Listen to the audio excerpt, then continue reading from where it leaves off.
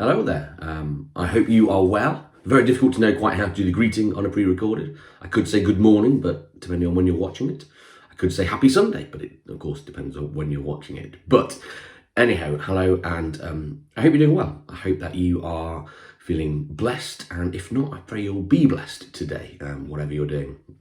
So today we're continuing with the people of faith. So we've done about Abel. And we've done Enoch, and today is Noah, which I was reading some stuff around Noah, and I immediately thought, I like this guy. He was said to be someone who worked the land and liked a glass of wine, which has been most of my lockdown experience, if I'm honest. So I thought, yeah, there's some good crossover with me and Noah.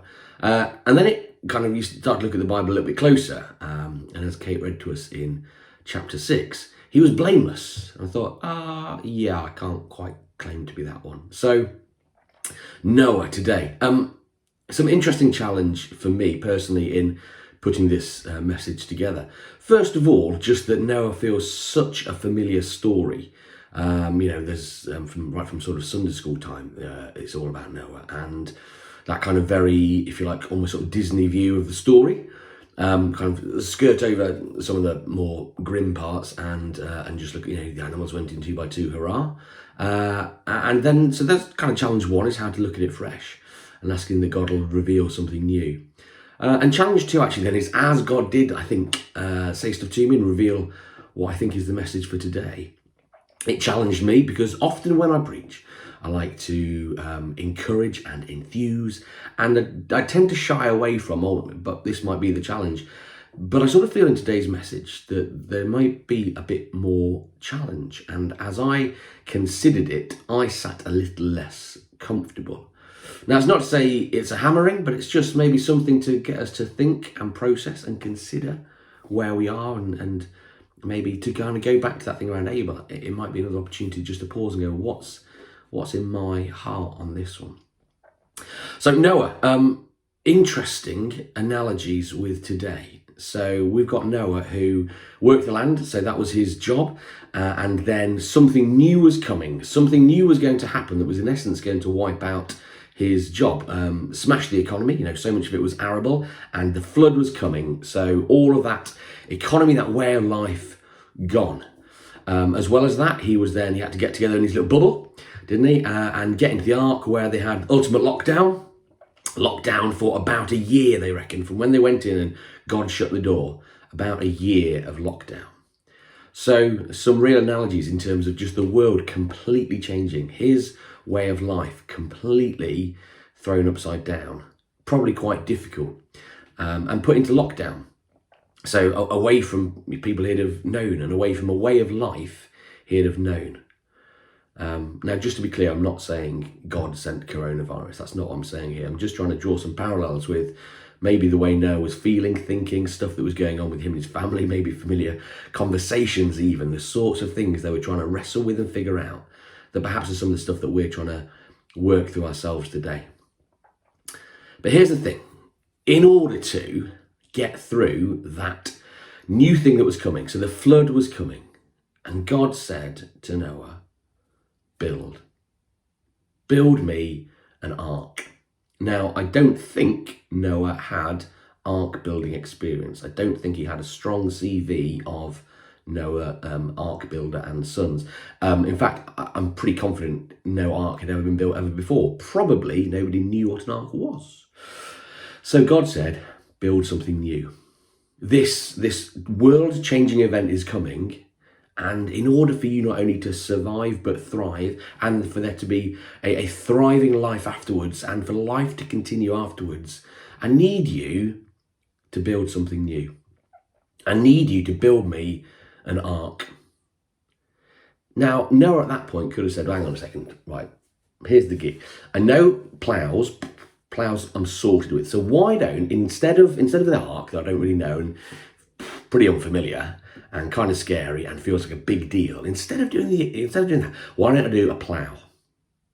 Or why don't I do a house? I built mine, the kids, the wife, we all love it in there, it's great. Why don't I build us a house instead? Because I know what that looks like. That's really familiar. So why don't I just build again what I built before? But he didn't say that. Because had he said that, everyone would have died. No one would have survived. So God knew that actually in order to thrive and survive and to continue in this world-changing time, I need you to build me something new. And my challenge is today, I guess, as simple as that is, what are you building that's new? How are you listening to God to say, okay, Corona's here, lockdown's here, church isn't here in the way that we've known it in the building and stuff. We've got other stuff going on, other opportunities, changing relationships, changing ways of communication. God, what's the new thing that you want me to do? And that's not always easy. I think it's quite easy in some sense. When we read the Bible, you just skirt over things. And you skirt over, and God said to Noah, like they just had a chat. Noah knew exactly what God was saying, understood it in a heartbeat, really crystal clear, fine. I've never heard God speak that clearly. I shudder to think how my ark would have looked if I'd had to rely on how clearly I hear from God for the instructions about the wood and the dimensions and the roof and all of that sort of stuff. I don't think I've ever heard from God that clearly or audibly. I shudder to think what my ark would have looked like, and I don't think it would have survived the full year being tossed around on the waves and battered by the weather that Noah did. But somehow Noah just heard it really clearly. And so that's kind of part of our challenge is, well, if we want to know what it is God's calling us to build, then we really need to press into him and give ourselves the time and opportunity to hear his voice and to just be still and to listen and to seek. And it's interesting, there's a part of human psychology that's almost initially doesn't really help us actually in crisis times. You see, what happens is, excuse the cold, what happens is when kind of an emergency, when a crisis first comes up, our first part of our brain goes to emergency mode, and that's actually not a bad thing. That gets us focused, sharp, right, let's go, go, go. You see the people just jump into action, and you're very focused, very purpose-filled, and that's good. The next part that will then creep in at some point is this thing of regression, where, okay, the novelty's sort of worn off now, and uncertainty's starting to creep in, and I'm a bit less sure, and I'm a bit less certain, and so then tends to happen is I start to withdraw, and I become a bit more irritable, and as I regress, what I want is the things that I had before, because that was comfortable, that was secure, that was safe. When lockdown first began, kind of March, April, we found Ro, who was 6 at the time, happily sat watching stuff like Peppa Pig and some of those really little kids' TV programmes. Daisy would quite regularly want to be called Baby Daisy, and would want to be carried or would want to be fed. Some of it role play, but some of it a regression. And I heard it in adults a lot. Not I want to be carried or I want to watch Peppa Pig, but I want things to go back to how they were. Can we just go back? But God's not calling us back. He's calling us to build something new. And we need to really seek him, say, okay, so what is the new thing that he's seeking us to build? Because the third phase, we have emergency, where we're sharp and focused. We then have regression, where we want to get back, and then we move out of that into recovery. And that's where we kind of reorient ourselves. So that's not just, I'll just default back to where I was. That's when we build again and we go, okay, so and we recheck in our goal and say, so where is it we need to be? What is it we need to be doing? And I kind of think that's the phase we are at the moment, isn't it? We're looking at how we can rebuild, how we can reorient. But what that isn't necessarily about is just going back to exactly how things were. Rowan loves Lego, gets a lot of Lego for Christmas and birthdays and that sort of stuff. And the pattern I've noticed is almost identical. Gets the Lego set, builds the Lego set, great. Breaks the Lego set up, fine, it's meant to be done. Never again builds it the same as the instructions. Never again. He adds bits on, he tweaks it, he plays with it, he messes it around. And he creates his own new things, which are really cool, and he loves them, and he's really proud of them, but they're not exactly the same as they were before. So Noah was in his lockdown, and we're now back into ours. And in this time, we really need to be seeking God to hear as clearly as Noah did about the instructions of the ark. What is it that you want us to build? What's the new thing that needs to be built? Now, I've heard some Christians and I know some churches, and most of their conversation is about getting back to how things are. There's more upset around not being able to do things how they were than the fact that we're still not necessarily reaching non-Christians. How can that be? How can our bigger focus be getting my church my way than seeking and saving the lost, than going into all nations, than showing love to everyone? And this is the part that made me sit a bit uncomfortable, because I wanted to just go, guys, it's great, build an ark, let's have fun. But there's something of a reality check where we need to go, the world's changing and it won't ever go back to exactly how it was. So what is it that we are building now? Now, it might be you don't know. Might be you've not got a clue, in which case, just seek God and press in and pray and maybe chat with people about what that can be. If you're one of the people who's trying to build something, just can I encourage you, keep on, keep on, keep on. Those of us that see that going on, can we pray for them?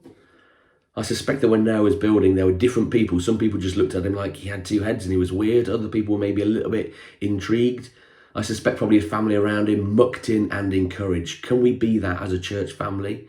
When we see people trying to figure out what the new stuff is and try and build stuff, can we muck in and encourage? Not just wait for the rotor to come out that takes us back to the task we were doing before when we were doing the same old thing. These are new times with new challenges and new opportunities. But we'll only know them if we're brave enough to seek them. We'll only know them if we're brave enough to just give ourselves to God and say, okay, what now? What are we building now? So that's the challenge, I guess, is how do we move out of what is a natural state of being a bit in regression, to say recovery, but recovery actually is doing a new thing. We check a new goal, we go again. We've not fundamentally changed. We are still here to love Jesus, love other people, to worship him, to encourage, to be a family, to share the awesome news of Jesus Christ and his love, his death on the cross and his resurrection and his forgiveness of sins and the hope of eternity. None of that's changed. We just need to, like Noah maybe, build a new vehicle so that we can not just survive, not just bob around in the water, but actually thrive and be ready for when there's a new thing to do, for when there's a new opportunity. And we look out for it and we seize it, and holding God's hand, we run with it. So as I said at the start, I pray this message finds you well. And I pray this message spurs us on to say, okay, God, what now? What is it you want me to be part of building? Now, Noah wouldn't have had me building the ark. If anyone's seen the mud kitchen I built for my kids, it's pretty lousy. But I could have made him a cup of tea, and I could have cheered him on, and I could have got him a sandwich, whatever it might be. So you might not be the builder. If you're not the builder, can you be the encourager or the prayer warrior? Because we surely need those as well. So what are you building, or who are you helping in their build? God bless.